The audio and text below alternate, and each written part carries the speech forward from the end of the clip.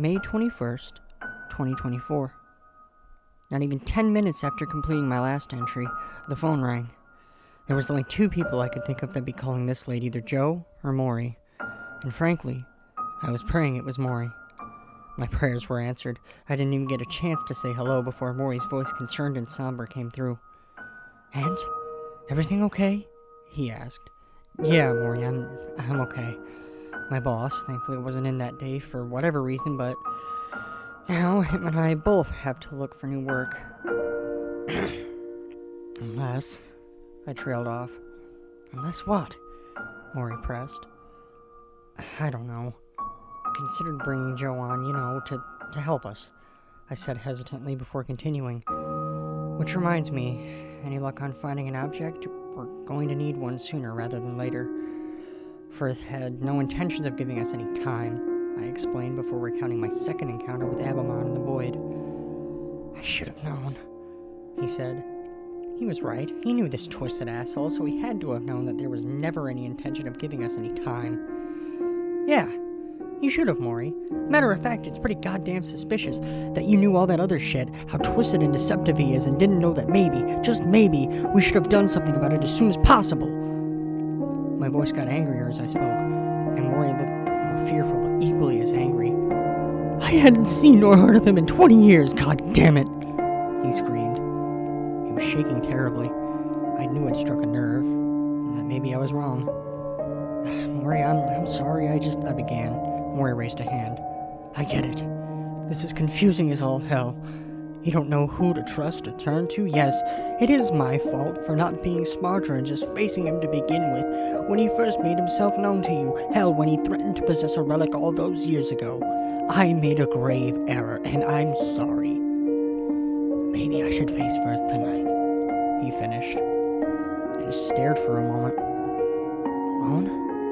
I asked. "I'll say the same thing I did when you suggested to face him in your dreams yourself. You may if you wish. You seem strong-willed, cautiously intelligent, bright, and you faced him twice before unscathed.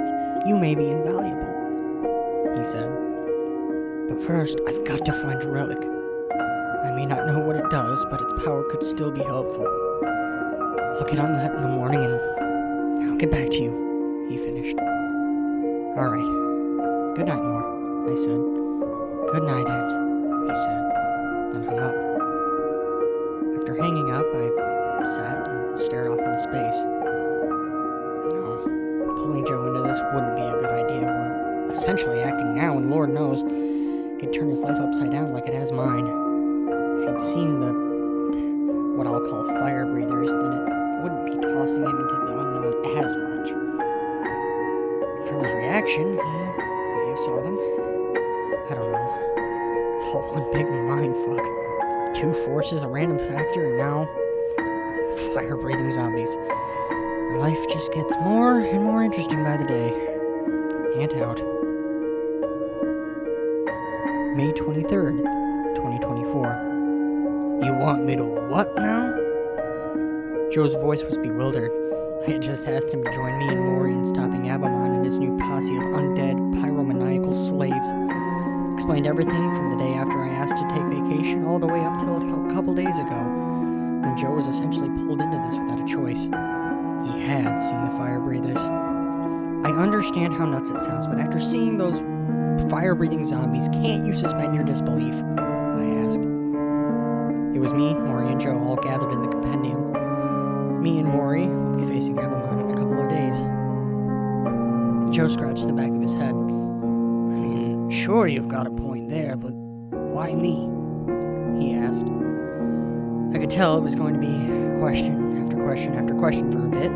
I endured it because I understood. I was in his same position just a couple weeks ago. After about 30 minutes, Joe finally stopped asking questions. All right, I'm in. I'm not alone in this, at least," he said, putting a hand on my shoulder. No, you're not, Joe, not at all. And Maury's here to help us too," I said, looking at Maury. He smiled gratefully. "I know I'm strange to look at, but it wouldn't be true if Anne hadn't been here all this time before. There would be no way in hell he'd be here now," he said, giving a small shrug. "Makes sense to me. So What's the next move? Joe asked. Eager to get down to business, as always, I thought, chuckling quietly. Well, first, I have an update for you, Aunt. Originally, I'd gathered 3 relics. They spoke in such a way I figured they may be our resources, but then I found this, he said. On the counter, he set a large object. It was a tower of sorts. Wrapped around the outside were 2 snakes, but the heads were horned skulls, mouths agape. And from the mouths spilled a low red light. Silence for a few moments as Maury looked at me as if for approval. And this is? I asked. How the hell was I supposed to know? Oh, how silly of me. This is the Tower of All.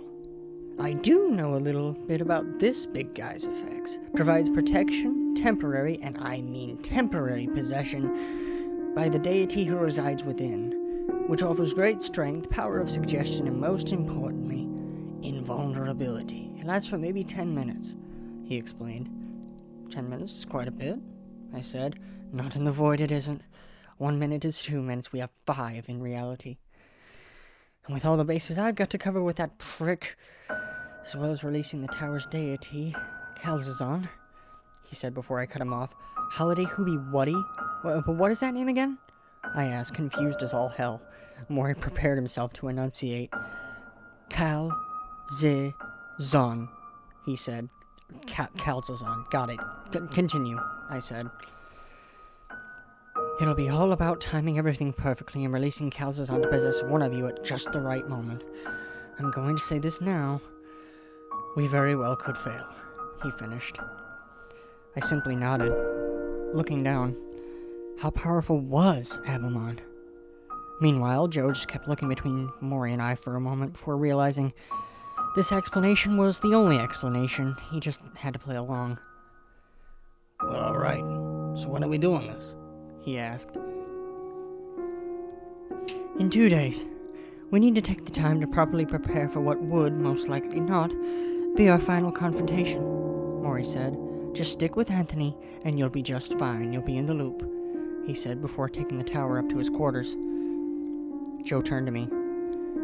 Ant, huh? Yeah, he, just started calling me that. And honestly, it's fitting. I am an ant in all of this, and now, so are you, but forgive the cringy analogy, we're fire ants. We have an ability to not only help, but to protect our own. We've got our own weapons, even if they aren't exactly physical. Like Maury said, just stick with me. You know everything so far now, and trust me, this ride is only going to get wilder, I said. Great, and I'm Mr. Toad, on a wild enough ride as is, he chuckled. I laughed. Keep that, we're going to need that sense of humor, I said, patting his shoulder. Don't discredit yourself, kid. You've gotten a few good laughs out of me in the past. Don't lose yours either, he said, gripping my shoulder. He'd always been an almost uncle-like figure to me, despite not being family. I don't really have family anymore. It's a long story for a completely different time, especially while the whole dimension as we know it is at stake, and we've got monsters running around. Which reminds me, since last entry, this town is already damn near dead. Many dead, but also many turned. Only a matter of time before this whole town is brought to its knees and absces onto the next place to destroy. But we're working on it. We will stop this son of a bitch. Whatever it takes. Ant out. May 26, 2024. Hello everyone, Maury here. I'll be providing the updates for a while, I suspect. Hopefully not long. And took a second too long wielding Calzazon's immense power, and he is now possessed until I can find something or someone who can help put the deity back in the tower. But I'm sure you're all itching to know just what happened when we confronted Abamon. We'd made a concrete plan. I would speak my piece, and as soon as I'd finished, we'd unleash Calzazon and have him/Ant ask questions about Abamon's plans besides what's already known, and just how powerful he is, just to give the deity enough time to build up a decent amount of power before we went on offense. But it went so wrong. Jackson Firth is so much more powerful than I ever could have imagined. But I'll get to that when we get there. In the meantime, are we ready, gentlemen? I asked Anthony and Joe. They simply nodded in return. In my hands, I held an object, which I'd also had a bit of experience with, called a trespasser. It's used to either take people to a place that can provide profound change, or, in our case, help reach a separate dimension. The void, in this situation, of course. I activated the trespasser, having everything set so it would take us to the void.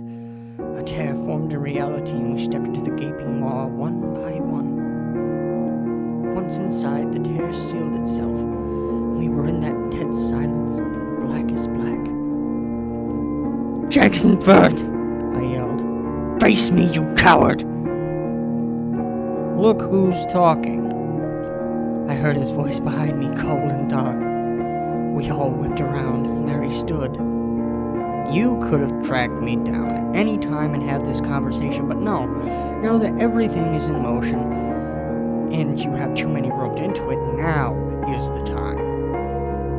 "How the hell was I supposed to know what you've been up to for the past couple of decades? I'm not your fucking mother," I said, stepping up to him, looking down. He just laughed. "That you are not. I'll give you that," he said, shaking a finger. "So what is it you want?" he asked. "Oh, I want nothing more than to say fuck you, is what I want," I began, signaling Joe to activate the tower. We wouldn't be wasting time. "But more importantly, I wanted to come and say farewell to your pitiful existence. The void never should have given it to you," I said. That was a very, very risky move after all. I was in the very presence, the heart of the void. But thankfully it seemed to take no offense. Abelmon laughed loudly. "Goodbye to me, I don't think," he began. Then Anne shoved past me. Or rather, Calson shoved past me. "I won't even give you the common courtesy of calling you by your chosen name, Jackson Firth. You are here to face judgment by my hand," he hollered, two voices weaving this way and that as he spoke. Firth stood there, pale, afraid. Yes, surely this was the right move. Now we just have to be sure Ant and Calzazan are separated within 5 minutes, I thought. "What the hell are you?" Firth asked shakily. "Your judge, jury, and executioner. To begin, what is your purpose? Why do you wish to destroy these humans in their dimension? Are you not one yourself?" "I may be partially human, but there are other forces I've aligned with. Powers of hell," he said. I knew it.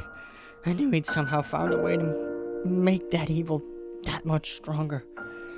And it certainly doesn't surprise me it was hell's help he got. "Hell? Then why do you blubber and cower in fear?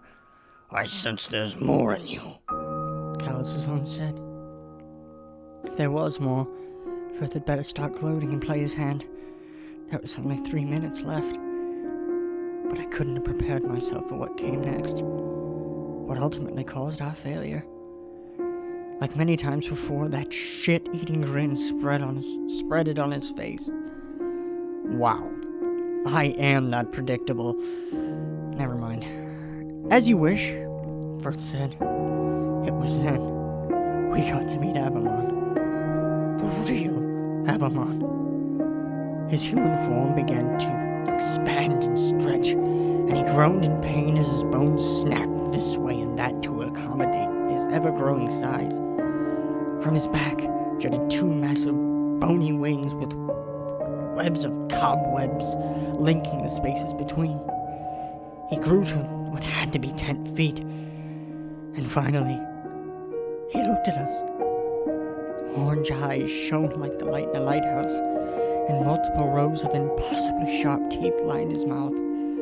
He roared and charged at Calzazon. But Calzazon simply flicked his snout, sending him flying back. "You're still on trial." Abamon gazed up, panting. My ultimate purpose is the destruction of existence as we know it, even the most basic forms of it. No space, no time, just the void. That is my purpose. The void will do as it wills with all of the life left. Hell will rule over a new earth, and evil will be what keeps the whole universe going. Abamon chuckled. And what of God? Calzazon asked. Abamon laughed some more in return. Oh, you poor saps. He abandoned you long ago. Nothing but a failed experiment, a fluke. Left it to the wolves. Which would be me and my bossy, of course. He chuckled. Now, if this little trial is over, I already know the verdict. So bring it on, you absolute weakling! Abamon yelled before charging again. This time, Calzazon fought back. And so the beatdown began. With 1 minute left, I yelled and yelled to no avail. They were too busy beating each other to a pulp. I knew the battle would just continue, so I fired up the trespasser and Joe grabbed the tower. If one held it and jumped to another dimension, Calzazon had to follow, no matter what. Sure enough, he sensed we were making an exit, so we clocked Abamon one more time, managing to at least succeed in knocking him out. I could tell he wasn't ready to give up. And now, here we are. Ant is laying upstairs above the shop with the tower at his bedside. Hopefully, in a few days, Calzazon will realize he ultimately has to go back in. I can't believe it. I should have known. As has been said many a time during this tale thus far. I should have known after 20 years he'd be so much more powerful, and of course, in allegiance to such a dark force as hell. I thought about what Abamon had said. He abandoned you long ago, nothing but a failed experiment, a fluke. No, he couldn't be right, surely. He was still up there waiting for the precise moment to swoop in and give us a helping hand. And that's precisely what I intend to keep thinking. Joe is naturally shaken too. He's been completely silent since our return, twiddling his thumbs and just gazing at all the objects. I wonder what it is that's coming through his mind. I can't really imagine. I may be half human, but that's exactly what exempts me from saying I do understand. I do, but I don't. Just as they do. We've all got things to learn from one another. I know with time we can stop Abamon, the void, hell, whatever else needs to be stopped. I just know it won't be easy. And it won't be a short journey either. But we will stop Abamon. At all costs. Remain well. Maury.